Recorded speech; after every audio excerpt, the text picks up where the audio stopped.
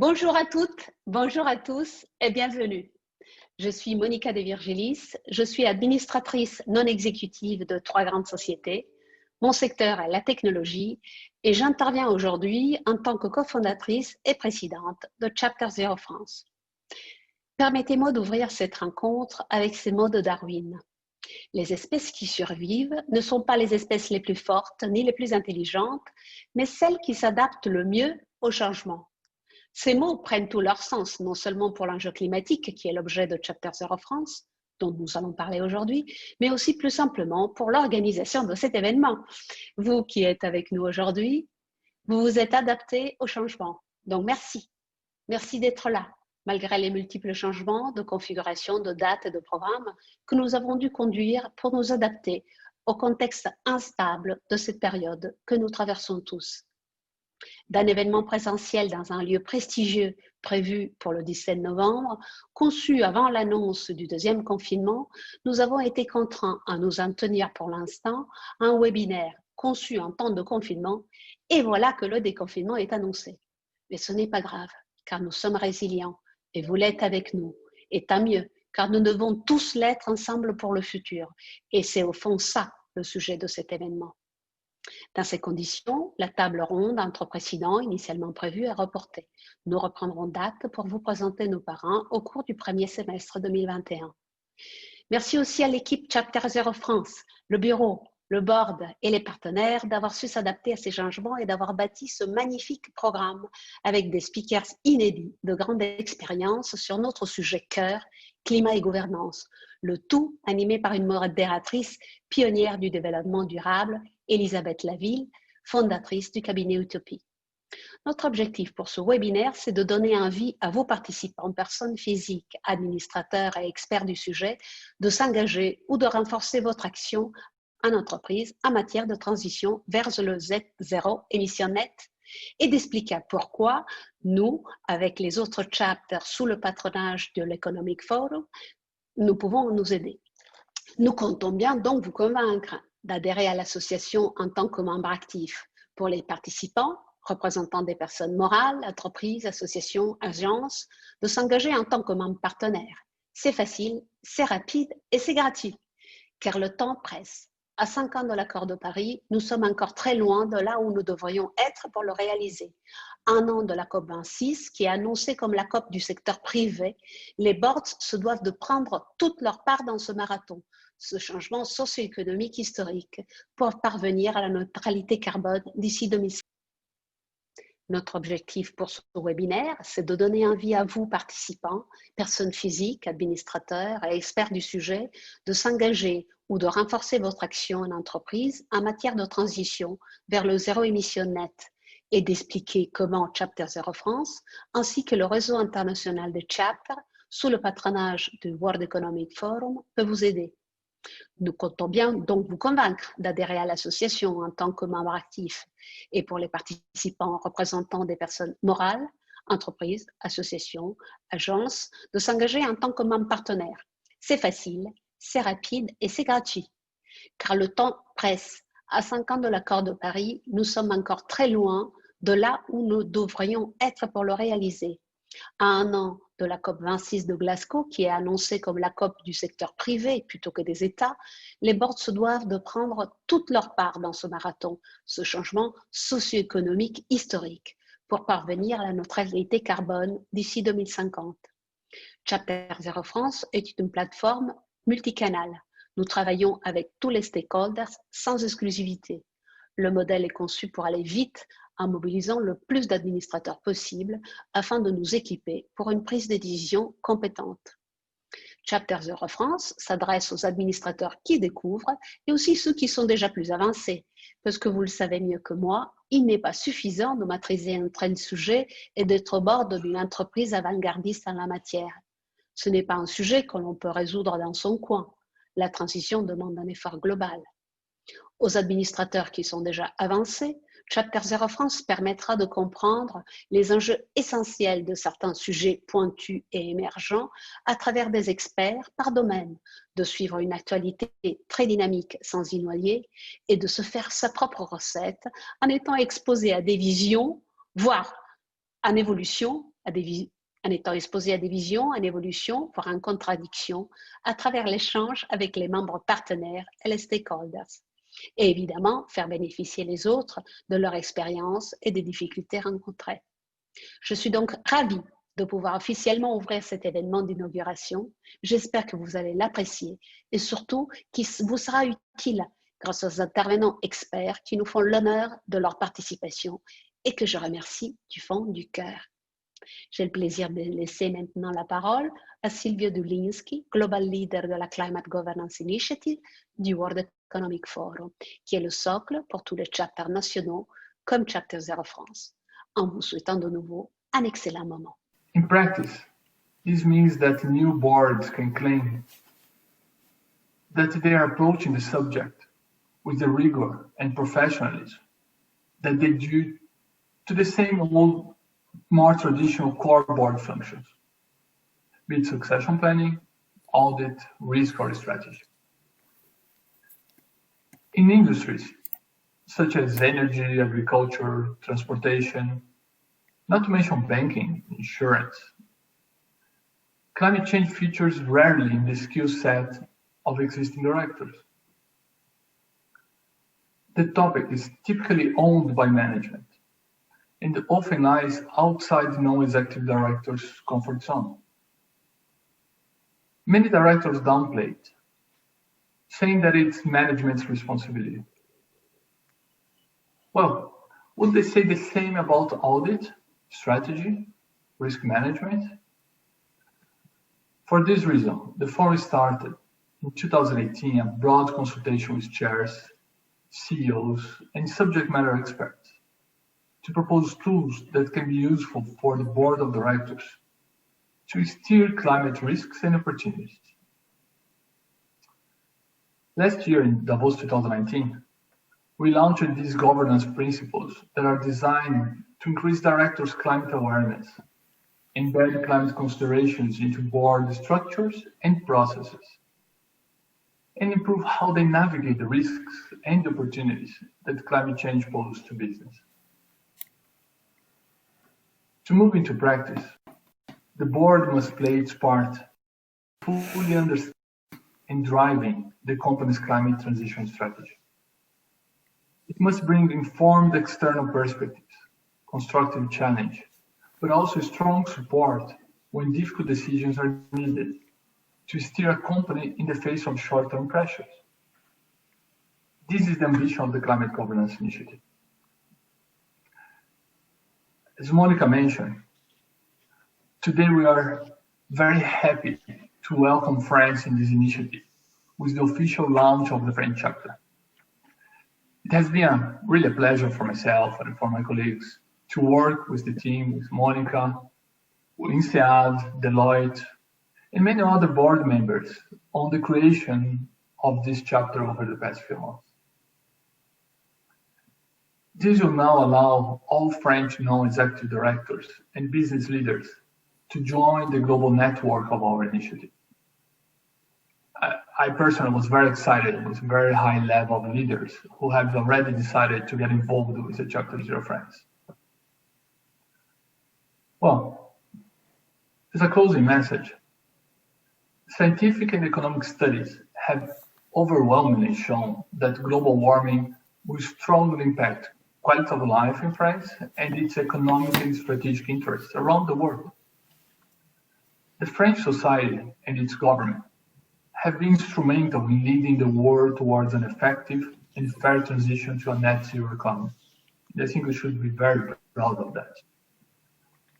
France has an incredible wealth of human and technological capital, as well as a thriving group of companies and visionary business leaders that can be on the forefront of this process and can really contribute to this global discussion and progress.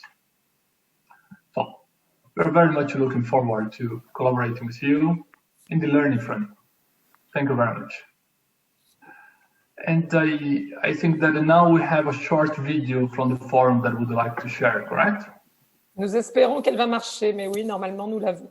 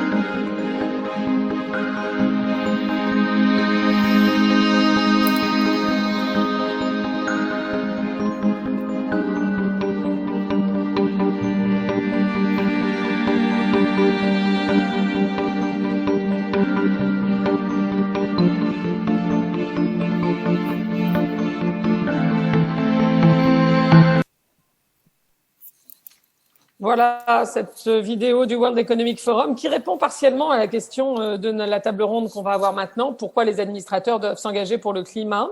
Je suis ravie évidemment d'animer cette table ronde et cette matinée, et aussi évidemment ravie de la création de Chapter Zero France, dont je ne doute pas que l'organisation accélérera la transition des entreprises qui m'occupent et me préoccupent depuis un peu plus de 25 ans. Alors, je voudrais vous préciser que dans le petit canal Q&R, vous pouvez poser vos questions au fil de la table ronde, en précisant le cas échéant à qui s'adresse votre question. Comme ça, Robert va faire le tri, les classer et me les envoyer pour la partie finale du débat. Je précise aussi que Philippe Joubert, qui va prendre la parole pour commencer, ne sera là que jusqu'à 10h25. Donc, on y est tout excusé parce qu'il devra nous quitter avant la fin, ayant d'autres engagements. Et du coup, s'il y a des questions pour Philippe, on les prendra au début du débat. Et je voudrais également vous préciser, comme ça j'en aurai fini avec les considérations techniques, que le replay sera accessible, je suppose, sur le site de Chapter Zero France, si certains d'entre vous doivent nous quitter avant la fin. Voilà. En introduction à cette table ronde, je voudrais rappeler deux choses. La première, c'est qu'en cette année de crise sanitaire et économique, mais notamment sanitaire, nous aurons réalisé cette année une baisse d'émissions globale, c'est-à-dire quelque part entre moins 6 et moins 7%, qui correspond à ce qu'on est censé réaliser chaque année dans les 30 prochaines années qui viennent, mais sans la crise, évidemment, sans le confinement, etc., sans l'arrêt des activités, si on veut atteindre l'objectif des accords de Paris. Donc, ça montre l'ampleur du défi qui est devant nous. Et je voudrais également faire rapidement référence aux conclusions d'une étude qui a été menée fin 2019 par l'IFA avec Carbone 4 de mémoire sur la prise en compte des enjeux climatiques par les conseils d'administration, et qui concluait à plusieurs choses. D'abord que le changement climatique va impacter toutes les dimensions de l'activité des entreprises, l'offre, leur modèle économique, leurs finances, leur réputation, les dimensions techniques, les dimensions sociales, et que les risques sont à court terme. Donc la plupart des administrateurs ont conscience du fait que si risque il y a, ils relèvent plutôt de l'urgence. Mais malgré tout, on note dans cette étude, comme en général, une prise en compte plutôt faible des enjeux climatiques par les entreprises, avec une intégration au processus de décision qui est affirmée, mais quand même en réalité très inégale, avec un sujet, ça a été dit tout à l'heure par Silvio, qui relève encore de la direction développement durable plutôt que de la direction générale ou de la stratégie, avec de fortes marges de progrès sur le reporting concernant par exemple l'exposition aux enjeux climatiques, ou des faibles pratiques sur le recours à la méthode des scénarios recommandée par les organismes internationaux qui travaillent sur ces sujets climatiques. On voit aussi que l'introduction d'objectifs climatiques dans la rémunération variable des dirigeants reste une pratique très d'information et de formation pour pouvoir appréhender le risque. Et d'ailleurs, aussi, pas que les risques liés aux enjeux climatiques, mais aussi les opportunités. En lisant l'étude, je me disais qu'il n'était pas évident que tout le monde ait lu le rapport Stern, qui date certes de 2006, mais aussi ceux qui ont suivi et qui montrent tous que ne rien faire va toujours coûter plus cher que de prendre les mesures qui s'imposent pour faire face aux enjeux climatiques.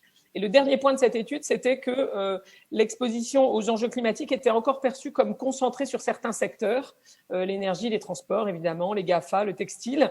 Et l'autre point, c'était que les principaux leviers d'évolution qui étaient cités par les administrateurs dans cette étude étaient plutôt la demande des clients ou l'évolution de la réglementation, plus que les exigences des actionnaires et ou des investisseurs. Voilà. Donc ça, c'est le point de départ, si je puis dire. Et ce qui est vrai, c'est que si le rôle essentiel des administrateurs, c'est d'inciter à la vigilance, à l'anticipation, à l'action, alors on peut se dire que c'est aussi leur responsabilité vis-à-vis des actionnaires notamment, que de demander proactivement à être informés sur les questions climatiques par les dirigeants pour évaluer les changements commerciaux qui sont nécessaires, les évolutions dans l'offre selon le marché, évidemment, considérer le niveau de résilience, interroger les dirigeants sur le niveau de résilience de la marque et de son modèle économique face aux événements climatiques extrêmes. On a vu avec la Covid notamment qu'on avait des risques de rupture dans des chaînes d'approvisionnement mondialisées qui peuvent se reproduire sur d'ailleurs des crises qui seraient climatiques et plus sanitaires. Et aussi, les administrateurs peuvent interroger les dirigeants sur les risques, les opportunités de nouvelles attentes de marché pour des produits plus durables, par exemple, selon les différents marchés. Alors, pour parler de ces sujets et de comment les administrateurs peuvent se mobiliser pour faire avancer ces questions, est-ce qu'ils le font déjà ? dans quelle mesure ils le font, qu'est-ce qui leur manque pour le faire plus. On a 5 intervenants et je vais commencer par Philippe Joubert, qui est ancien directeur général délégué d'Alstom, ancien président d'Alstom Power, aujourd'hui membre de plusieurs conseils d'administration, dont Voltalia, fellow à l'université de Cambridge et particulièrement, titre qui nous intéresse aujourd'hui, président fondateur d'Earth on Board, qui entend justement, comme son nom l'indique, porter le message de l'urgence environnementale et climatique, mais environnementale au sens large, au plus haut niveau dans les entreprises, via justement des actions d'information, de prise de conscience pour les conseils et les administrateurs. Alors Philippe, merci d'être là. Vous dites que 2015 est un moment charnière dans le changement de niveau de responsabilité et d'engagement des conseils d'administration sur ces sujets-là. Est-ce que vous pouvez nous expliquer pourquoi ? Oui, bonjour à tous. Bonjour Elisabeth. Merci. Ben oui, 2015. Qu'est-ce qui s'est passé en 2015 ? Il y a 2 choses fondamentales pour moi.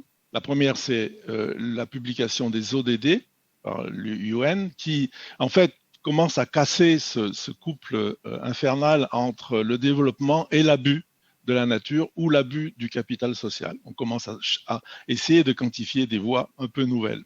Et le deuxième qui nous intéresse plus particulièrement aujourd'hui, c'est évidemment l'accord de Paris. L'accord de Paris sur le climat reconnaît la réalité et le danger existentiel du changement climatique. On arrête de parler de choses potentielles avec des doutes, le fameux doute scientifique qui nous permet de progresser, et on commence à fixer un certain nombre de paramètres de température. Mais je ne veux pas m'arrêter là parce que je pense qu'on regarde l'accord de Paris comme ça et ce n'est pas exactement ça que l'accord de Paris dit. L'accord de Paris, il dit on doit aller vers une net zéro économie. Ça, quand on regarde bien cette phrase et qu'on est patron d'entreprise, on s'imagine ce que va devenir l'entreprise dans un net zéro. On peut aussi dire, bon, tout ça c'est des mots, c'est des accords, sauf que les États, depuis Paris, commencent à le mettre dans la loi ordinaire, commencent à s'engager pleinement et les territoires vont obliger les entreprises à s'astreindre, à rentrer dans ce cadre. Donc, deuxième chose qui a vraiment changé aussi, c'est que pour la première fois à Paris, les entreprises sont passées de problème à partie de la solution. Il n'y a pas un mot dans l'accord de Paris qui a été fait contre la vie de l'entreprise. Il faut assumer nos responsabilités. Beaucoup ont même été suggérés. Alors, ce nouveau business model qu'on va devoir assumer pour apporter la solution contient des nouveaux risques, je crois qu'on en parle tout à l'heure, et des nouveaux risques qui sont extrêmement puissants. J'insiste sur le dernier qu'on appelle le transition risk, qui est le fameux risque, j'ai toujours fait du business comme ça, je ne vois pas pourquoi je changerais, et qui va nous amener à un autre risque plus important encore, qui est justement le risque de passer à côté des opportunités qui va être amené par le nouveau monde. La deuxième chose qui change, c'est le comportement des ressources. Les 2 ressources les plus importantes, les ressources humaines, ne sont plus motivées par des entreprises qui ne leur proposent pas des business models en accord avec ces valeurs.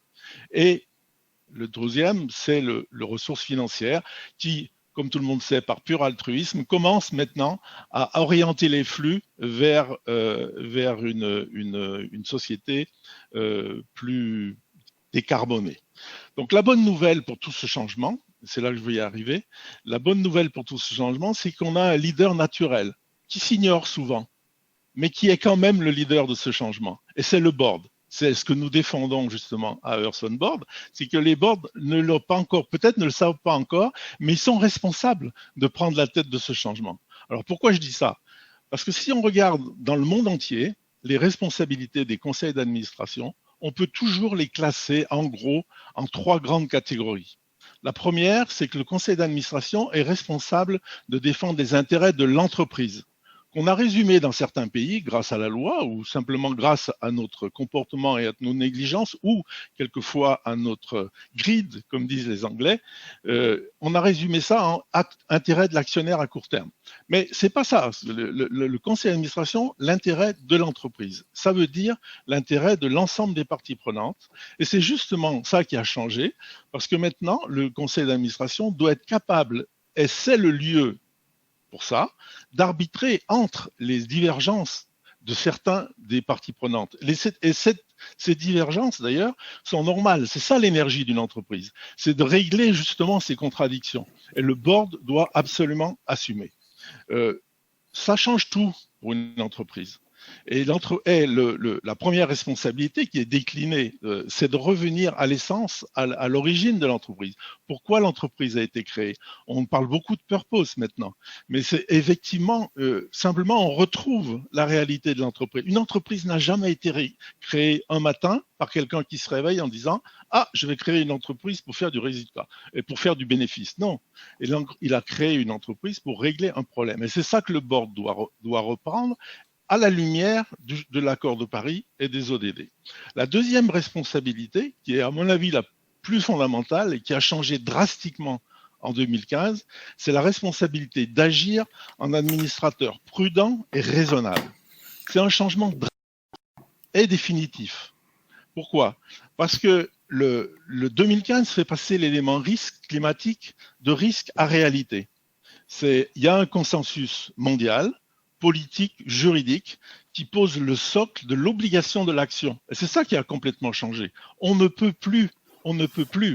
être à la rigueur président des États-Unis et climato-sceptique. Bien sûr, on peut. On monte sur un tonneau un jour et on dit « Je suis climato-sceptique, votez pour moi ». Et il y a des gens qui votent et qui l'élisent. Très bien, c'est son programme. Mais si vous vous asseyez à un conseil d'administration, vous n'avez pas le droit. Pourquoi vous n'avez pas le droit? Parce que vous mettez votre entreprise en danger. Vous n'allez pas prendre les bonnes décisions si vous ignorez tout ce qui est en train de se transformer. Donc, c'est très risqué pour l'entreprise, donc très risqué pour vous, et ça peut même être jusqu'à la négligence. Je défends l'idée selon laquelle des conseils d'administration qui acceptent des investissements à long terme, sans par exemple utiliser des instruments simples comme les shadow price de carbone, sont négligents parce qu'ils sont en train de construire ce qu'on appelle en anglais des stranded assets, ou au pire, ils sont en train de mentir sur la rentabilité de l'actif. Donc, on va jusque-là. Et donc, c'est pour ça que je dis, ce 2015 a changé fondamentalement la position du Conseil parce qu'ils ne peuvent plus dire qu'ils ne savent pas.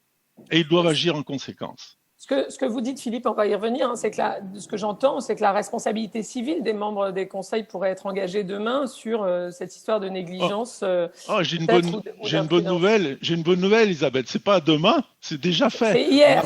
C'est hier, ça a déjà commencé. Alors, tout à l'heure, on va vous en parler, je suppose. On va en parler avec Alissa. Un dernier point que je voudrais juste donner, c'est la dernière responsabilité, c'est la communication. C'est la communication, les informations que vous transmettez. Oui. Et ça aussi, c'est radicalement différent. Oui. Le Conseil ne peut plus accepter le greenwashing. Le Conseil ne peut plus accepter le lobby caché dans des organisations qui ne défendent pas les options qu'eux-mêmes défendent en interne. Oui. Ça a changé complètement la responsabilité des conseils. Il y a un dernier truc que j'appelle le syndrome du faux monnayeur. Je pense que ça, c'est pour dans quelques années, quand on fera ensemble un nouveau panel, on ne peut pas continuer. Et ça, c'est la première responsabilité du Conseil. Le Conseil est absolument comptable de la réalité des résultats qu'il publie. On ne peut pas continuer à distribuer des dividendes et à payer des bonus sur des résultats qui sont faux. Ça, c'est être faux monnayeur. C'est pas parce que vous donnez pas de prix au carbone qu'il n'a pas de coût. La seule différence, c'est que vous envoyez la note aux prochaines générations et que vous déclarez un résultat qui est faux. En ce sens, la responsabilité a changé. Il y a peut-être un point, Philippe, dans ce que vous dites souvent. Moi, j'aime bien aussi l'idée qu'il n'y a pas qu'un enjeu de responsabilité, mais qu'il y a aussi des conséquences pratiques sur l'organisation des boards, par exemple, sur leur composition, sur la façon dont l'agenda est organisé. Vous pouvez nous en parler en quelques secondes? Non, une petite minute. Merci Isabelle. Oui, c'est ce qu'on fait à Earth on Board. On essaye d'amener les boards à devenir ce qu'on appelle Earth Competent. Et donc, il faut qu'il y ait, parce que tout ça, c'est des mots, si ça ne se traduit pas dans l'organisation du board. D'où ma question. Absolument. Dans l'organisation, les skills, c'est-à-dire la diversité, mais pas seulement la diversité homme-femme, si vous me permettez de... c'est pas seulement ça le sujet. Il y a vraiment aussi un problème de génération, il y a un problème de culture qui doit être absolument, et de parties prenantes qui doit être aussi retraité. On peut discuter si les parties prenantes doivent ou pas être représentées au board, c'est une grande discussion, mais en tout cas, on doit en tenir compte. La deuxième chose, c'est l'agenda. Moi, je suis toujours, quand je rentre dans un conseil pour les aider à travailler, la première chose que je demande, c'est l'agenda des dernières années.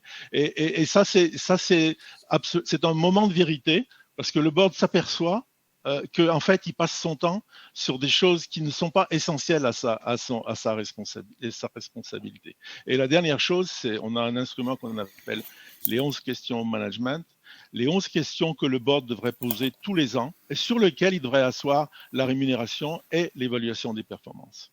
D'accord, merci beaucoup, très clair. Alissa Auberger, vous êtes Chief Sustainability Officer, Global Chair de la partie Consumer Goods Retail Industry chez Baker McKinsey, qui est un cabinet d'avocats d'affaires international. Est-ce que vous pouvez, on l'a évoqué, Philippe en a parlé un peu, nous parler des 3 types de risques liés au climat et puis peut-être faire un focus sur la question des risques de contentieux aujourd'hui que représentent les enjeux climatiques? Bien sûr, merci Elisabeth. Bonjour à tout le monde.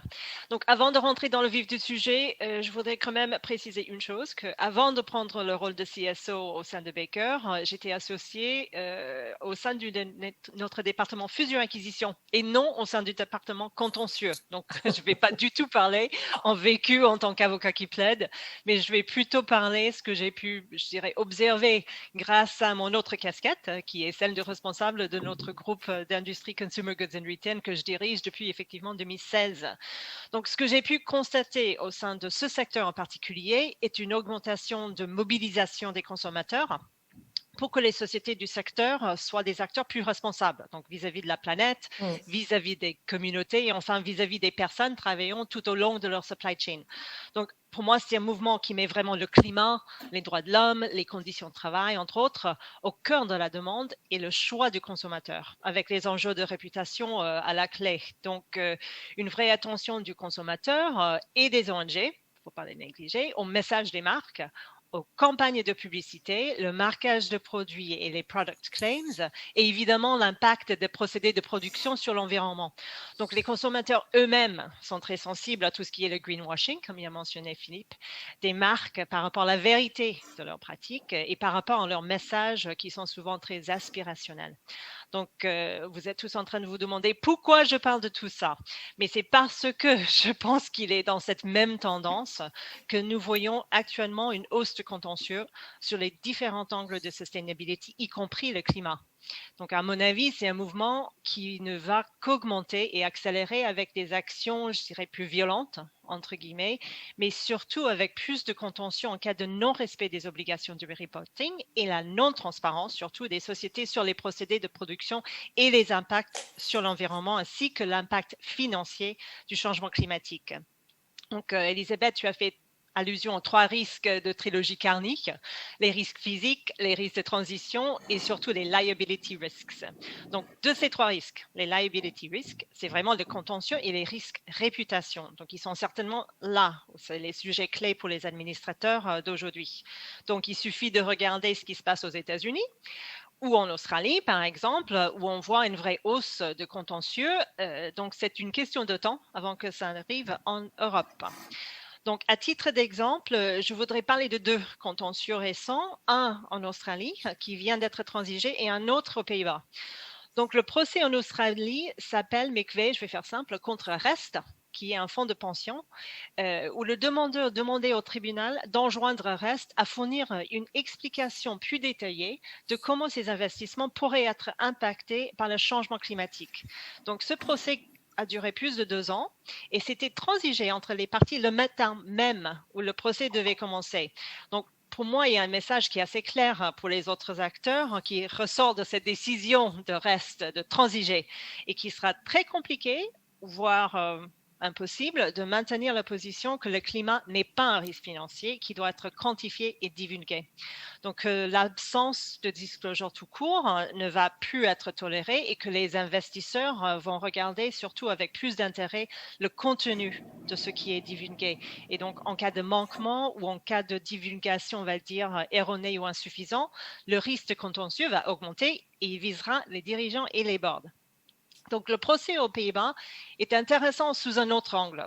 Il s'agit d'un procès initié par l'activiste Urgenda ainsi que 900 citoyens hollandais contre les Pays-Bas, donc le pays, fondé sur le droit de l'homme. Donc, dans ce cas, le tribunal en dernière instance a imposé à l'État, donc a imposé aux Pays-Bas, de réduire ses émissions pour atteindre un montant minimum absolu en considérant que l'État avait un devoir de vigilance vis-à-vis de la population et donc un devoir de baisser ses émissions de gaz à effet de serre.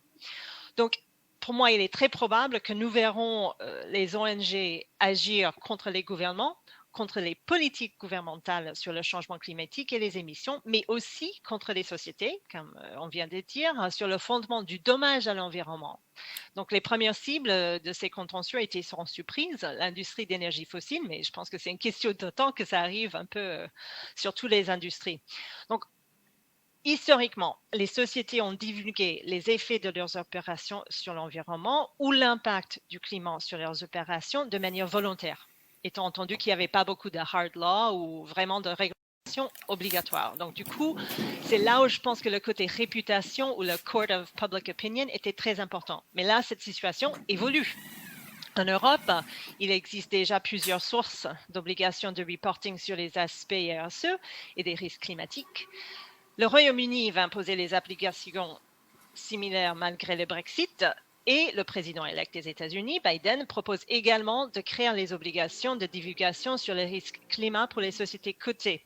Donc, plus le reporting va devenir obligatoire, plus les consommateurs, les ONG, les activistes vont faire plus attention, à mon avis, au respect de ces obligations et surtout à la qualité de ce qui est divulgué. Donc, j'insiste un peu sur la qualité.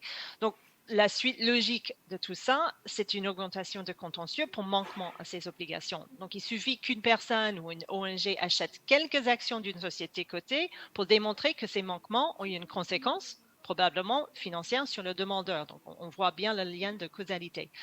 Donc, enfin, qu'est-ce que tout ça veut dire pour les administrateurs ? Pour moi, ce n'est pas du tout une question de devenir des experts de la RSE ou du climat, mais plutôt être exigeant avec le management de la société quant au respect des obligations de reporting. Je répète un peu sur le reporting, mais surtout de surveiller la qualité et la véracité de ce qui est divulgué pour s'assurer qu'il y a vraiment des divulgations et les reporting qui reflètent bien la réalité et qui ne tombent pas du tout dans le greenwashing.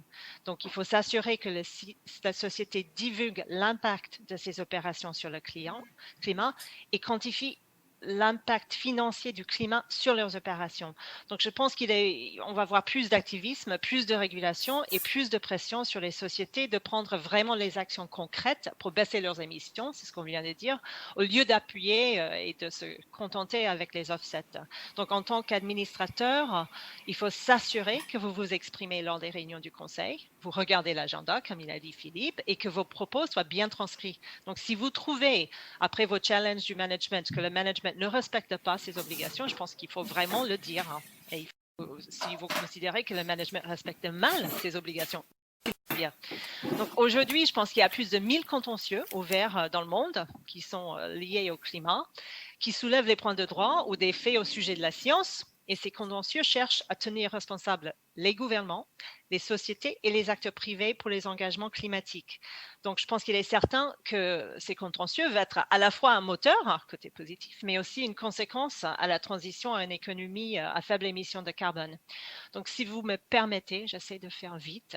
Je voudrais juste partager une petite citation, donc un extrait d'un article publié sur le site Industrie Mag, qu'une de nos collaboratrices m'a trouvé, qui mentionne les 5 tendances de risque que les mandataires sociaux doivent surveiller en 2020 et notamment la hausse des litiges liés au changement climatique. Donc, je cite, « Les administrateurs seront tenus pour responsables de la gestion des questions ESG et du changement climatique au niveau de l'entreprise.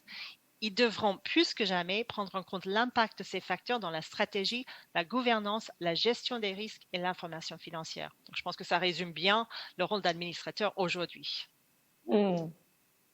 Oui, donc ça confirme aussi ce que disait Philippe sur la responsabilité civile des membres de board qui pourraient être engagés demain sur imprudence, négligence, défaut de surveillance, etc. Merci beaucoup, Alissa, c'est très, très clair. Alors, il y a d'autres aspects liés aux enjeux climatiques. On va en parler un peu avec nos intervenants suivants. Pierre Ducret, bonjour. Rebonjour, j'ai envie de dire. Bonjour, Elisabeth. Vous êtes président donc, de Kivalio et membre du board de Chapter Zero France. Vous êtes historiquement un expert des sujets de finance-climat et du coup, j'aimerais que vous nous parliez de la façon dont ces sujets climatiques impactent l'accès au capital pour les entreprises, qui est un autre aspect important. Oui, bonjour à toutes et à tous. Ce que je voudrais développer rapidement ce matin, c'est le fait que l'offre de capitaux pour les entreprises est de plus en plus conditionnée par des critères qui sont liés au climat et que ceci va se généraliser, c'est-à-dire qu'on est dans un mouvement d'alignement des flux de capitaux sur l'objectif de l'accord de Paris. Et c'est d'ailleurs une des spécificités de cet accord incroyable de 2015, c'est que dans le corps de son dispositif, de l'article 2C, il est indiqué comme l'alignement des flux de capitaux sur les objectifs de net zéro et d'adaptation, étant des 3 grands objectifs de l'accord de Paris. C'est réduction, enfin net zéro, adaptation et alignement des flux de capitaux. C'est quelque chose de tout à fait spectaculaire, et ce que je voudrais dire aujourd'hui, c'est qu'on est dans le processus de mise en œuvre de cet alignement. Alors, qu'observe-t-on ? D'abord, du côté du crédit. Du côté du crédit, on a plusieurs choses qui se passent. La chose la plus connue, c'est le phénomène des obligations vertes, ou des obligations soutenables, peu importe, qui s'est développé, c'est très important de l'avoir à l'esprit, sans aucune intervention publique, c'est-à-dire uniquement du fait de la demande des investisseurs, et la demande étant très nettement supérieure à l'offre. Qu'est-ce qui est important là-dedans, même si ça représente encore une part très faible du marché obligataire global, ce qui est important, c'est que ça introduit dans le mainframe du système financier 2 questions nouvelles. La première, c'est où va l'argent ? C'est une question qui ne se posait pas avant. Il y a un problème de fléchage, une obligation de dire à quoi est utilisé l'argent et si ceci est conforme aux objectifs climatiques.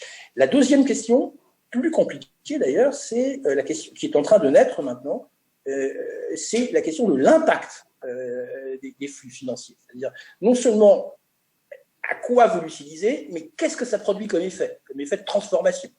Pour prendre un exemple simple, c'est pas seulement je mets de l'argent dans une énergie renouvelable, mais qu'est-ce que je produis comme réduction d'émissions de gaz à effet de serre en tonnes, en quelque sorte.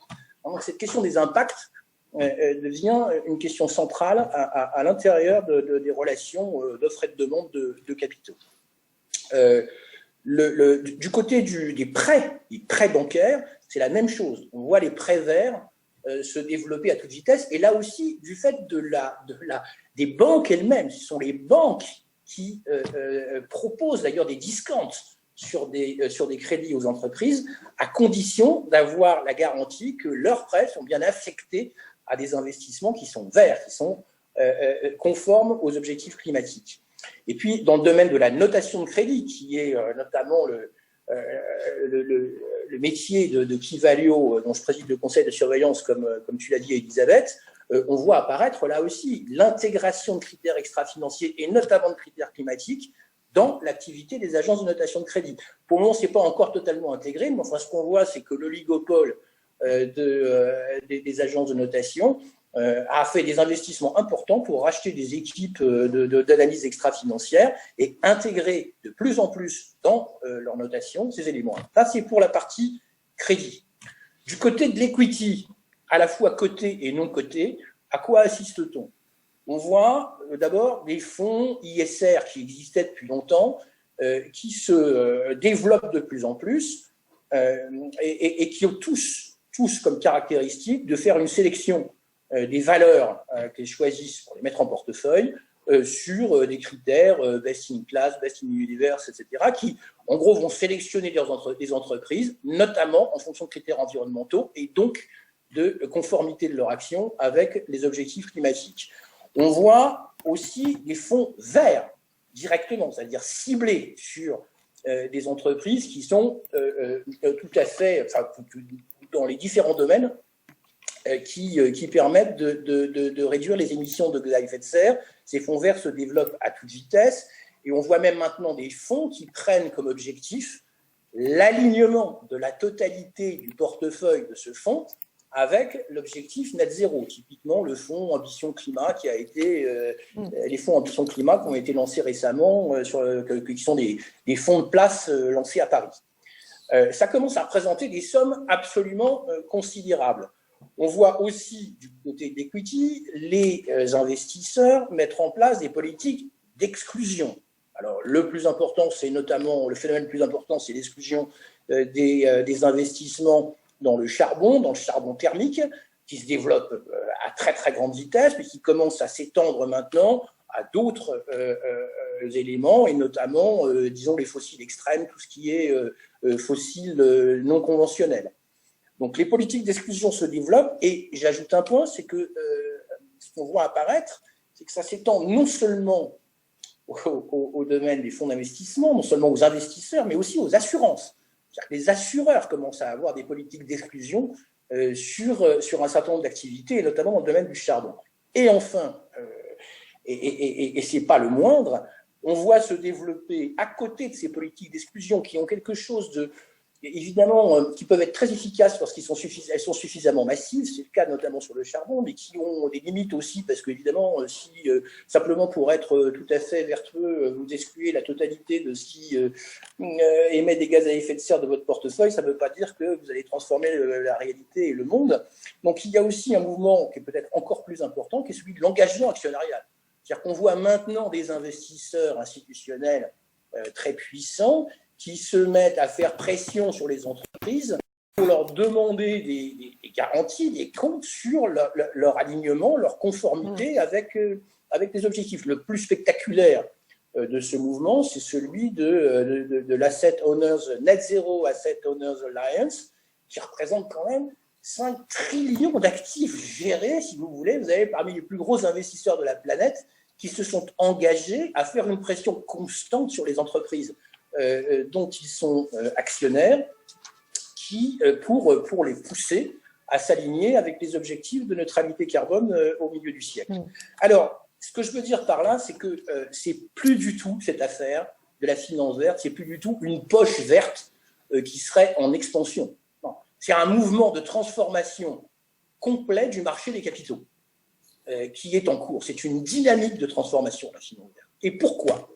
Pourquoi est-ce que tout d'un coup, elle s'est mise en place, enfin tout d'un coup, c'est assez récent, ça date effectivement en gros de 2015 et de l'accord de Paris. Pourquoi ? C'est principalement au nom du risque perçu par les financiers eux-mêmes.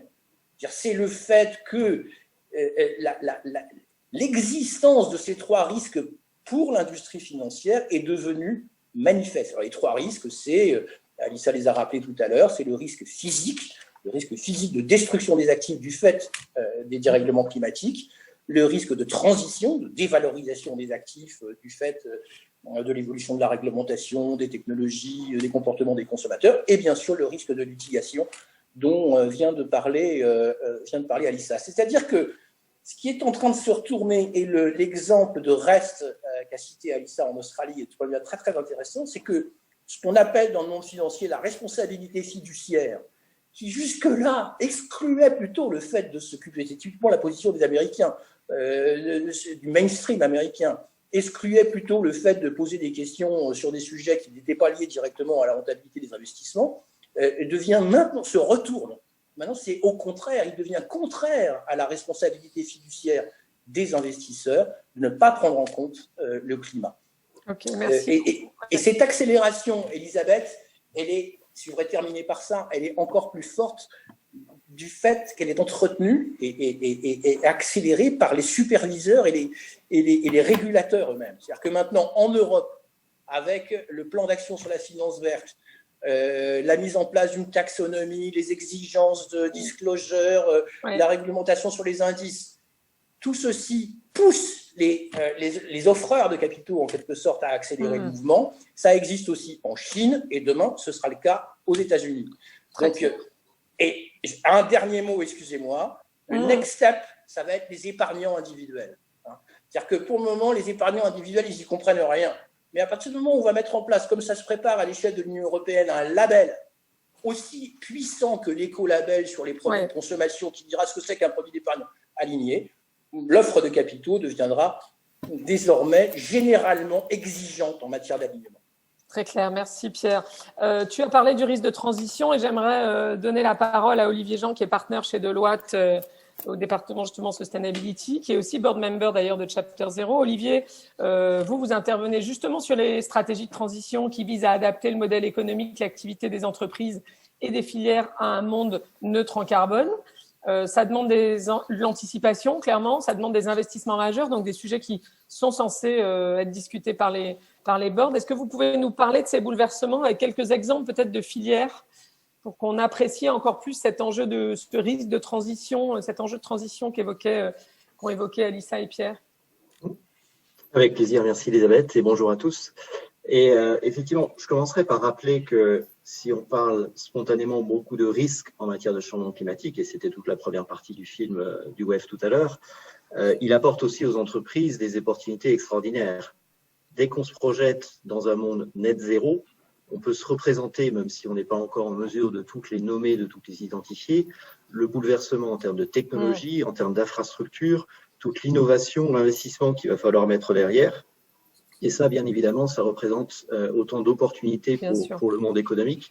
Et le point essentiel, Philippe l'a mentionné, et tu l'as rappelé avec la comparaison avec le Covid, c'est qu'il n'y a pas de scénario business as usual qui nous amène à un monde net zéro. Donc, on sera dans la rupture. Et donc, le climat est un sujet stratégique parce que ce n'est pas seulement une question de décarbonation de son entreprise ou de sa filière, c'est une question de raison d'être dans un monde net zéro.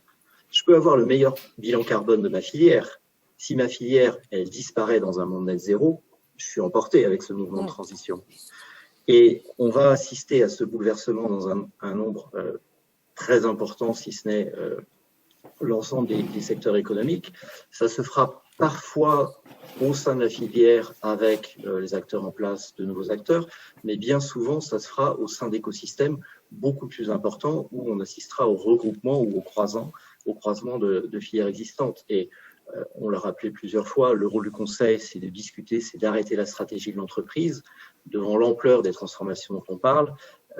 Cette transition vers une société net zéro qui se fera au prix de stratégies de rupture, forcément, elle doit être en bonne place dans l'agenda du conseil. Et pour ne pas rester uniquement, on va dire, dans la théorie, je vais effectivement développer en quelques minutes deux exemples plus précis, deux exemples sectoriels qui illustrent différents mécanismes de transition.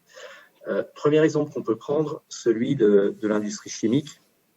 Aujourd'hui, l'industrie chimique, c'est plus ou moins 10% de l'ensemble des émissions. Et c'est un exemple possible d'une industrie qui a devant elle, tout d'abord, un enjeu de décarbonation particulièrement lourd.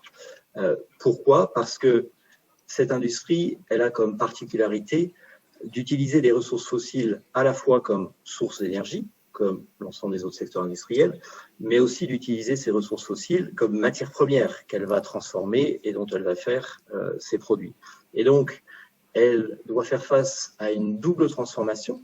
La première pour faire basculer tout son approvisionnement énergétique vers des sources non émettrices, de l'électricité décarbonée, de l'hydrogène que l'on dira vert ou bleu, mais également parce que cette industrie qui aujourd'hui va utiliser le pétrole ou le gaz comme matière première, elle va devoir se tourner vers d'autres sources d'approvisionnement qu'elle devra transformer. Et là, on va parler de biomasse, on va parler de matières premières secondaires qu'on devra exploiter au maximum avec toutes les nouvelles technologies de recyclage.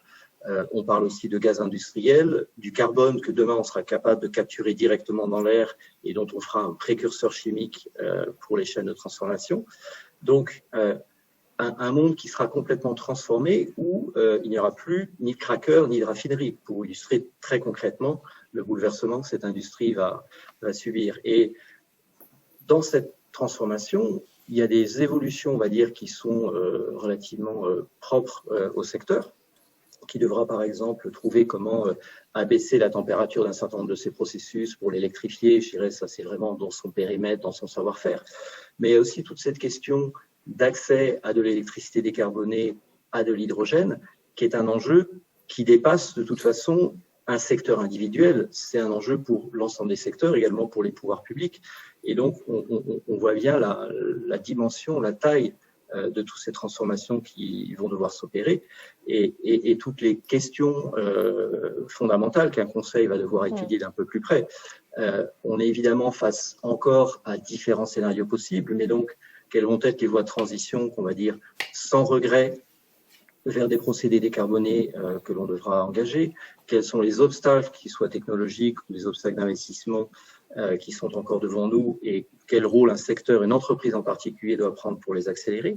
Quelle infrastructure sera nécessaire demain? Ça représente quel investissement? Et comment est-ce que cet investissement va être réparti entre mon entreprise, mon secteur, les autres secteurs, les pouvoirs publics? Et quel sera aussi l'impact sur notre compétitivité économique si on décide d'y aller en Europe? Là, il se trouve que le Japon, la Corée du Sud, la Chine, peut-être les États-Unis iront demain, mais voilà, tant qu'on n'a pas l'assurance que toutes les régions du monde vont dans cette direction, est-ce qu'il y a des enjeux de compétitivité, évidemment, dont qu'on doit prendre en compte. Donc, premier exemple, pour illustrer un petit peu l'importance des transformations propres à un secteur. Deuxième exemple, évidemment, on n'est pas dans une binarité de cas de figure. La mobilité, l'automobile, où là, c'est l'organisation même de l'industrie qui va changer. Parce que le déploiement de la mobilité électrique, elle va complètement redéfinir le paysage et créer un écosystème nouveau où finalement, on va mettre ensemble 3 chaînes de valeur qui vivaient un peu chacun de leur côté historiquement, celle de l'énergie, la production d'électricité au service de charge en passant par la gestion des bornes, celle du véhicule, commençant par la batterie avec toutes les opérations d'assemblage que l'on connaît, et puis toute la partie service, financement, gestion de flotte. Pour tous les acteurs traditionnels historiques de ces 3 chaînes de valeur, les constructeurs automobiles, les énergéticiens, tous les nouveaux qui arrivent de Tesla à Google et à tous les autres, on sort complètement d'une compétition traditionnelle face à des compétiteurs qu'on connaît depuis 20, 30 ou même 50 ans.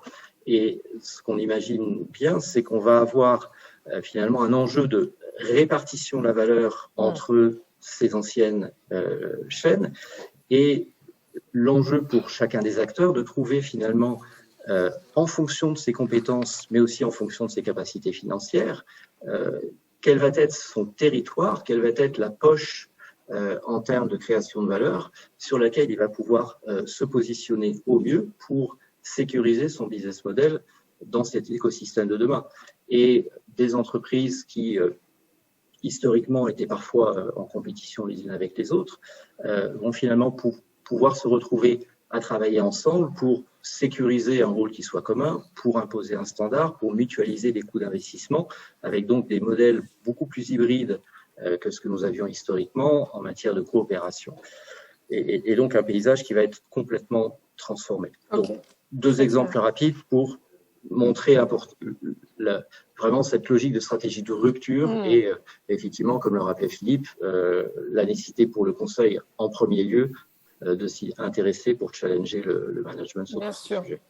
Merci beaucoup, Olivier. Alors, j'aimerais donner la parole à Karina Litvak. Karina, tu es membre du board non exécutif chez ENI, membre du board du CFA Institute et membre du board de Chapter Zero UK, où tu vis. Alors, du coup, en tant que membre non exécutif de conseil d'administration, travaillant de longue date sur ces questions climatiques, je me souviens encore d'une réunion, il doit y avoir 15 ou 20 ans, où tu interpellais dans une réunion que j'animais le PDG sur l'exposition de son modèle économique au risque climatique, ce qui avait suscité des mines un peu interrogatives, c'est le moins qu'on puisse dire.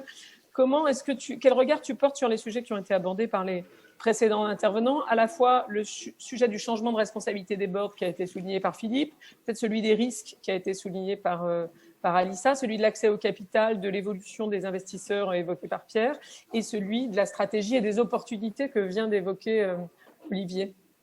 Oui, vous m'entendez? Attendez. Parfaitement bien. Oui, merci Elisabeth. Donc effectivement, je débarque il y a 6 ans dans un conseil d'administration d'une société pétrolière, Eni, après une carrière d'une vingtaine d'années dans le monde de Pierre, c'est-à-dire de l'investissement durable, et j'ai été nommée par les investisseurs pour monter dans ce conseil, donc nommé et élu par les investisseurs, ce qui est une particularité du système italien qui donne la possibilité aux investisseurs de nommer jusqu'à 1/3 des administrateurs. Et j'ai découvert dès le début qu'en fait, c'est extrêmement compliqué pour un administrateur de prendre en compte les facteurs climatiques dans les décisions que prennent les conseils d'un jour à l'autre, c'est-à-dire qu'on nous amenait des propositions d'investissement très importants. Comment juger si dire oui ou non? Bon, j'ai des questions à poser, effectivement, mais comment savoir si un projet de 15 milliards pour développer un champ gazier offshore et qui engage donc les capitaux de la société sur une quarantaine d'années, comment savoir si cet investissement portera ses fruits dans la période d'activité économique de ce champ, alors que le monde change très rapidement.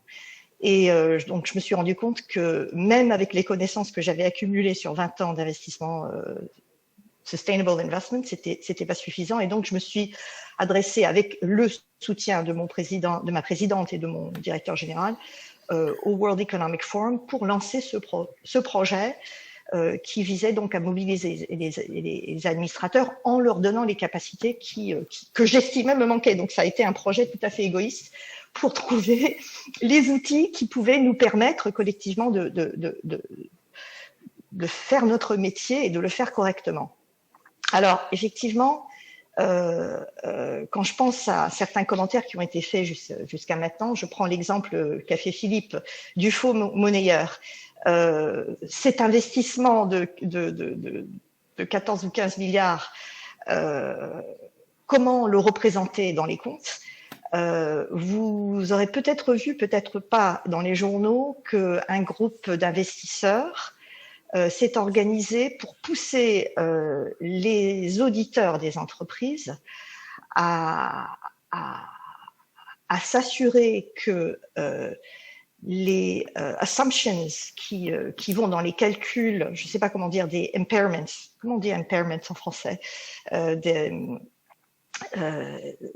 au niveau des comptes financiers, soient vraiment exacts. C'est-à-dire, et dans le cas de BP, par exemple, Olivier, tu seras très fier de tes collègues britanniques, les auditeurs qui sont Deloitte UK, dans leur rapport public, ont révélé qu'ils n'étaient pas d'accord avec les assumptions du prix du pétrole sur le long terme et que du fait d'avoir effectué ces calculs sur la valeur des actifs avec un prix du pétrole qui était trop optimiste, cela donnait une valeur excessive à ces assets. Eh bien, en peu de temps, en l'espace de quelques semaines, BP a annoncé une réévaluation de ses projections du prix du pétrole, ce qui a entraîné tous les autres, dont nous d'ailleurs aussi, à révéler publiquement bien plus tôt dans le cycle comment nous avions ajusté notre analyse du prix du pétrole et nos projections du prix du pétrole. Pourquoi? Parce que ces données sont à la base des scénarios que nous effectuons. Les scénarios ensuite passent dans les modèles de risque. J'étais moi-même au comité des risques et j'avais énormément de mal à comprendre pourquoi trimestre sur trimestre, les rapports que nous recevions décrétaient que le risque climat était bas. Alors qu'en fait, comment dire que le risque climat est bas dans une société pétrolière, à moins que les données qui ont été utilisées pour arriver à ces résultats soient peut-être incorrectes. Et ensuite, ces données de scénario passent aussi dans les analyses d'audit et dans l'élaboration de la stratégie. Donc tout ça pour illustrer comment le rôle du board est crucial pour comprendre comment ces facteurs de risque climat peuvent avoir un impact sur tous les aspects dont nous sommes responsables. Et ensuite, après avoir élaboré une stratégie, de prendre en compte ces facteurs aussi au niveau de l'élaboration de la politique de rémunération, comme disait Philippe. Donc pour moi, développer des outils qui permettent aux administrateurs de modifier la façon dont nous voyons les données qui nous sont présentées et permettre aussi à nos collègues dirigeants de redéfinir la façon dont sont effectuées les analyses, c'était le fond de cette initiative. Je voudrais aussi passer au rôle des investisseurs. Donc les investisseurs comme vous l'avez pu le voir dans mon cas, ont une influence importante sur la composition du Conseil, dans certains cas, pas toujours. Il se trouve qu'aux États-Unis, actuellement, il y a d'énormes pressions exercées de la part des investisseurs pour pousser les sociétés à nommer des administrateurs qui ont des connaissances au niveau du climat, des compétences, et c'est d'ailleurs une des raisons pour laquelle nous avons formé Chapter Zero, justement pour donner aux administrateurs ces compétences que recherchent les administrateurs. Mais aussi, comme disait Philippe, les investisseurs se sont organisés entre eux pour former des groupes de pression. Un groupe qui s'appelle Climate Action 100+, qui regroupe 450 investisseurs avec 40 000 milliards de dollars d'actifs, s'est organisé pour entrer en dialogue avec, au départ c'était 100 entreprises, maintenant c'est un peu plus, les 100 plus grands émetteurs, pour les pousser à adopter des politiques de gestion qui soient alignées avec les principes de l'accord de Paris. Alors ces investisseurs sont parfois des investisseurs de fonds indiciels comme BlackRock, State Street, etc., qui ne choisissent pas les investissements puisqu'ils suivent les indices, mais qui en revanche exercent leur droit de vote de façon très, très forte. Je dirais même parfois, je vous donne l'exemple d'une société canadienne basée à Calgary, donc l'épicentre du climato-sceptisme au Canada. Nous avons aussi au Canada nos Texans, et ils sont dans la province d'Alberta, dans le secteur pétrolier. Et j'ai reçu un coup de fil de cette société, du chairman de cette société pétrolière, parce que BlackRock avait voté contre je ne sais quelle proposition dans le ballot de l'Assemblée générale récente. Et ça a été un choc pour l'entreprise de voir arriver BlackRock avec un grand nom. Et c'est à ce moment que le chairman a décidé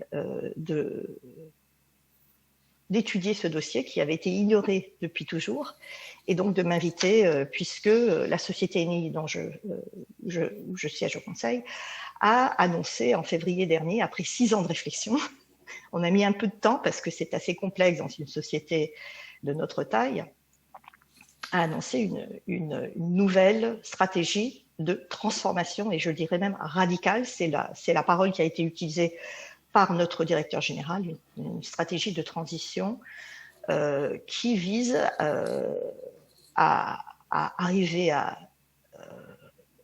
100% de produits décarbonés en 2050. Donc, ce que ça veut dire transformer notre production d'énergie en énergie verte. Ça veut dire aussi utiliser le carbon capture et storage pendant cette période de transition. Ça veut dire aussi transformer notre secteur chimique, comme disait Olivier, en une activité de biochimie et de recyclage des produits chimiques. Ça veut dire instaurer une politique d'économie circulaire au cœur de la stratégie, de façon à ce que toutes nos activités, à la fin du compte, arrivent à... Nous, pour le moment, on vise net zéro en 2070, ce qui n'est pas tout à fait satisfaisant à mon avis. Nous serons à moins 80 Scope 1, Scope 2, Scope 3 en 2050. Et cet écart de 20%, ce sont nos techniciens dans les laboratoires qui travaillent à éliminer ce gap. Mais tout ça pour dire que entre les investisseurs qui poussent et les régulateurs qui poussent et les consommateurs et la société civile qui poussent, c'est impossible pour nous dans notre conseil de résister à ces forces. Et nous, on a compris très vite très vite. On a mis 6 ans, mais 6 ans, c'est pas beaucoup dans l'histoire d'une société de plus de 60 ans, qu'il fallait réinventer le modèle économique de la société. C'est évidemment un exemple hyper intéressant parce que ça illustre complètement le sujet dont on parle aujourd'hui, et c'est extrêmement précieux ton témoignage aussi parce que tu as témoigné des besoins que tu avais en tant qu'administrateur, de pourquoi du coup tu t'es tourné vers le World Economic Forum pour créer cette initiative Chapter Zero, et ça me paraît une bonne transition avec la séquence suivante qui consiste pour Monica à nous présenter un peu plus l'initiative Chapter Zero France, comment elle va fonctionner, comment y être impliqué, comment être tenu au courant, comment savoir comment ça marche. Eh bien, tout va nous être dit maintenant. Merci Elisabeth, merci à tous les panélistes pour cette discussion passionnante. Je me suis beaucoup retrouvée dans vos considérations, surtout dans la considération exprimée par Karina, qui a partagé beaucoup de son expérience d'administrateur indépendant. J'avais aussi envie de partager le début de mon parcours de discovery et de prise en compte des enjeux climat. En fait, en tant que président du comité rémunération de SNAM, le leader européen de la construction d'infrastructures et de transport de gaz méthane, quand je rejoins le board en 2016, la discussion c'était autour de comment remettre le méthane, comment positionner le méthane. Methane is beautiful par rapport aux autres énergies fossiles.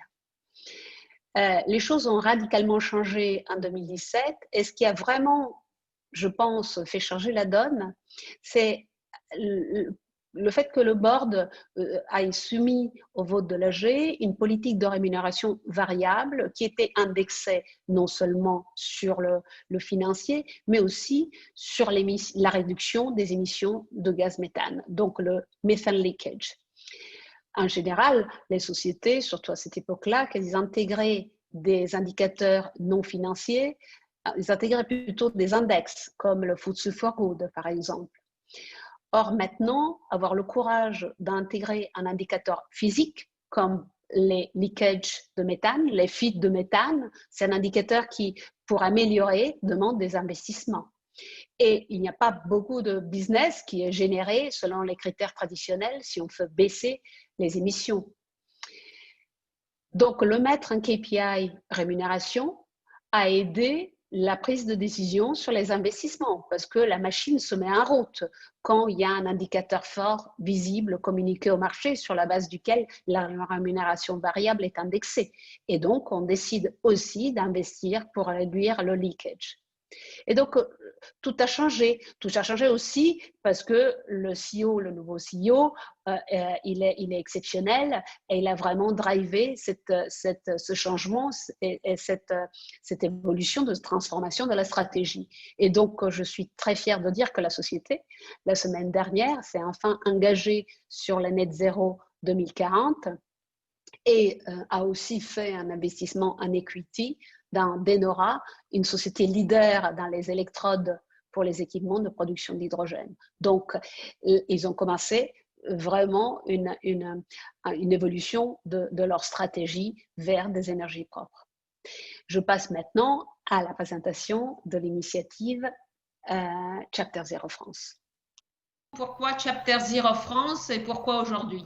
Alors déjà, je définis de quoi il s'agit. C'est une association de personnes à but non lucratif. Donc, Chapter Zero France est la déclinaison officielle de la Climate Governance Initiative mondiale qui a été lancée par le World Economic Forum à Davos en 2019. Et Chapter Zero France rejoint de nombreux pays dans cette démarche qui chacun a lancé son propre chapter national. Environ 25 chapters sont actifs à travers le monde à des différents stades de maturité. Il y en a 6 en opération et à partir d'aujourd'hui 7 parce que la France les a rejoints et ce sont la Grande-Bretagne, l'Italie, la Malaisie, la Russie, la Suisse et le Canada. Donc près d'être lancés, l'Allemagne, les Pays-Bas, Hong Kong, Singapour, USA, etc. Les fondateurs de Chapter Zero, ce sont des administrateurs non exécutifs et des dirigeants. Et l'ambition du dispositif est de contribuer à travers le board à la réimagination du business dans un monde zéro émission nette. Pourquoi les administrateurs, et en particulier les non-exécutifs, doivent s'intéresser au climat? Et donc, pour résumer, parce que ça rentre dans leur devoir de diligence, parce qu'il y a des risques et des opportunités, et parce que le sujet est difficile par sa nature systémique et interconnectée. Donc, à la différence d'autres risques exogènes, comme par exemple le risque cyber, qui peuvent n'affecter que l'entreprise, le dérèglement climatique peut avoir des conséquences systémiques globales. entraînant une déstabilisation à 360 degrés de tout l'écosystème d'une industrie au-delà. Et puis, last but not least, parce que ce sont des opportunités, les entreprises les plus informées et auront des opportunités à saisir. Donc, les administrateurs, pourquoi? Les administrateurs, ils doivent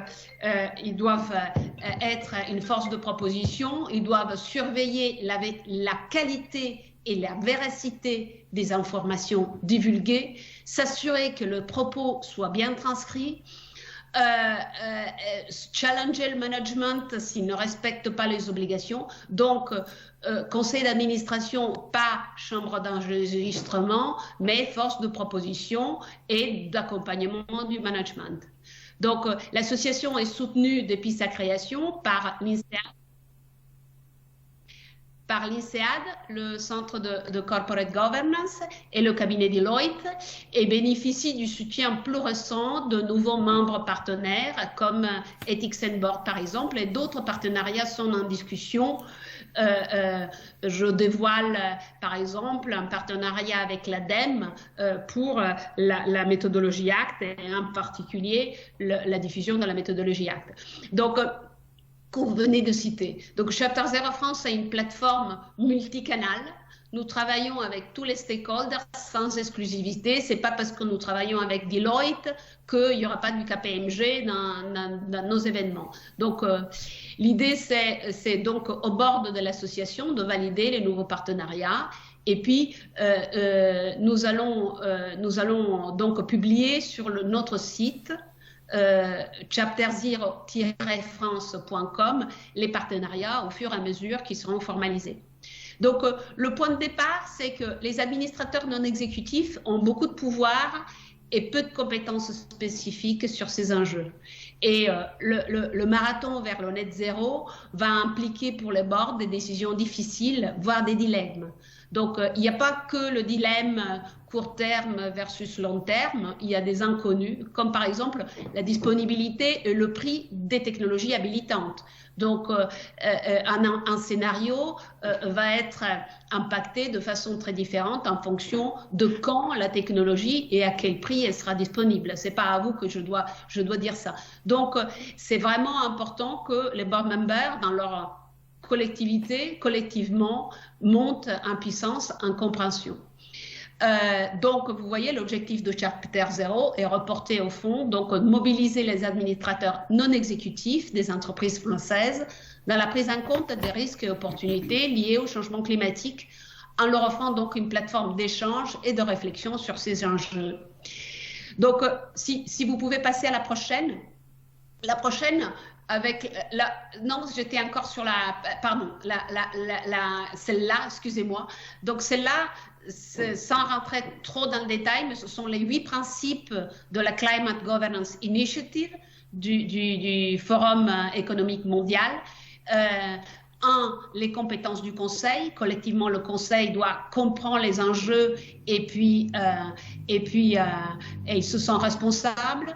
2, les risques et opportunités sont difficiles à définir et à quantifier, mais malgré l'incertitude inhérente, le Conseil est responsable et les considère partie intégrale de ses devoirs. 3, intégration dans la structure de gouvernance, quel comité et comment ça s'articule avec le management exécutif.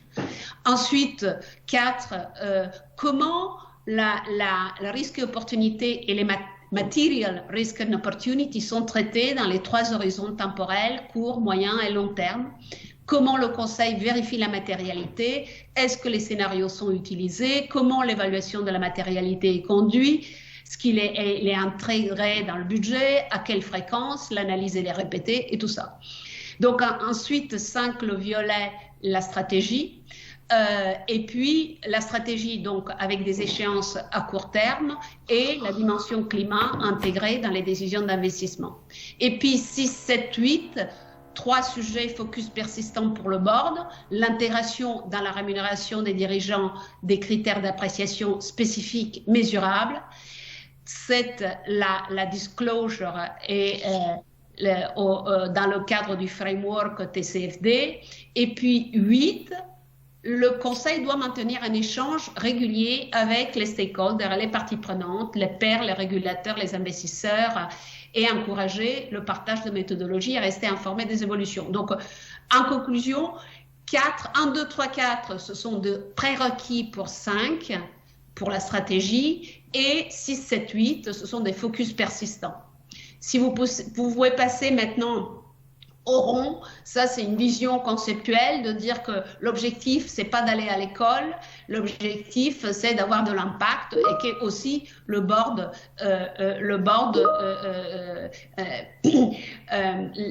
contribue. Donc premier cercle jaune représente le Chapter 0 local, qui offre des services, ateliers, séminaires, études de cas, etc. Vous avez parlé de contentieux, on a un focus contentieux évidemment, à la fois pour vis-à-vis des administrateurs et vis-à-vis des sociétés. Et 2, le cercle vert, donc les parties prenantes qui font partie de la plateforme ou qui s'y expriment, donc le réseau global des chapters, le forum et ses ressources, et puis les autres stakeholders. Et ensuite, le 3e cercle, le gris, qui correspond aux actions. Et donc, des actions de partenariat, des actions une voie à l'échelle globale. Donc, si on passe à la 5 ou à la suivante, voilà, ce qui est proposé aux membres, sans rentrer dans le détail, vous trouvez tout sur notre site. 1, des ressources à la carte. 2, des événements, des ateliers, des séminaires, des conférences. Et 3, des échanges entre pairs. Et donc, l'idée, c'est le tout est chapeauté par une structure, donc un bureau qui est à droite avec des bénévoles et des employés des partenaires fondateurs comme Deloitte et INSEAD. Et à gauche, un conseil d'administration qui est constitué d'administrateurs et de dirigeants. Et puis, monté sur un socle de membres actifs. Donc, on accueille des administrateurs, non exécutifs, exécutifs, et des experts de notre sujet, donc de climat et gouvernance, avec toutes les déclinaisons intéressantes par rapport au board. Et le tout sous le parrainage de personnalités reconnues par leur action et leur engagement, des présidents de conseil, des dirigeants, des entrepreneurs, des hauts fonctionnaires. Donc, pour terminer avec le planning, donc à partir d'aujourd'hui, on déroule, c'est-à-dire les adhésions sont ouvertes sur notre site pour les membres actifs. J'ai évoqué les accords de partenariat. Ensuite, en janvier, on commence avec des modules qu'on appelle les fondamentaux, qui sont l'ouverture sur un certain sujet, sans rentrer très dans le sujet pointu, mais juste une approche un peu plus générale. Et puis en février, on a déjà des sujets, disons des séminaires d'approfondissement. Et en mars, on aura l'annuelle conférence globale de tous les chapters. La dimension internationale est très puissante et on peut voir à travers ce qui se passe, par exemple aujourd'hui au contentieux au Canada, c'est extrêmement éclairant pour les autres pays pour intégrer tout ça. Il y a une question qui m'a été adressée à propos de l'IFA. Est-ce que l'IFA nous connaît? Est-ce que nous connaissons l'IFA? On se connaît très bien. Je suis moi-même active en tant que coprésidente du club rémunération-nomination de l'IFA et je suis aussi participante du club ESG qui est présidé par Françoise Malrieux et Hélène Auriol-Potier de l'IFA, donc active au sein du club I de ESG et qui couvre l'environnement et en particulier se focalise sur actuellement nos travaux se focalisent sur l'économie circulaire. Donc l'accord avec Françoise et Hélène et que les sujets climat soient principalement traités au sein de Chapter Zero avec la logique que Chapter Zero pourra contribuer à la mise à jour du rapport que l'IFA a fait il y a un an et qu'Elisabeth a mentionné. Donc, avec ce dernier point, je dirais on a conclu cet événement. Il ne me reste qu'à vous remercier, chacun et chacune, de votre participation. Je vous invite à aller sur notre site web, commencer à utiliser les ressources en accès libre. Je vous recommande le parcours climat pour les administrateurs. Si vous avez un peu de temps pendant les vacances de Noël, ça prend un peu de temps, mais ça permet de se auto-évaluer sur ces thématiques. À nous suivre sur LinkedIn. Donc, le site, c'est chapterzero-france.com et le LinkedIn, c'est Chapter Zero France. Donc, nous publions sur LinkedIn les nouveautés ainsi que sur le site. On va avoir donc des rencontres déjà à partir du mois de janvier et on espère que vous voir. C'est maintenant que tout commence pour Chapter Zero France et nous attendons donc tous avec impatience de pouvoir nous mettre à travailler avec vous à la construction de ce réseau. Bonne journée et à bientôt.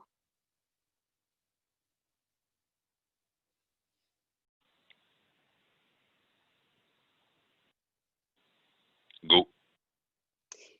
Merci Elisabeth, merci à tous les panélistes pour cette discussion passionnante. Je me suis beaucoup retrouvée dans vos considérations, surtout dans la considération exprimée par Karina, qui a partagé beaucoup de son expérience d'administrateur indépendant.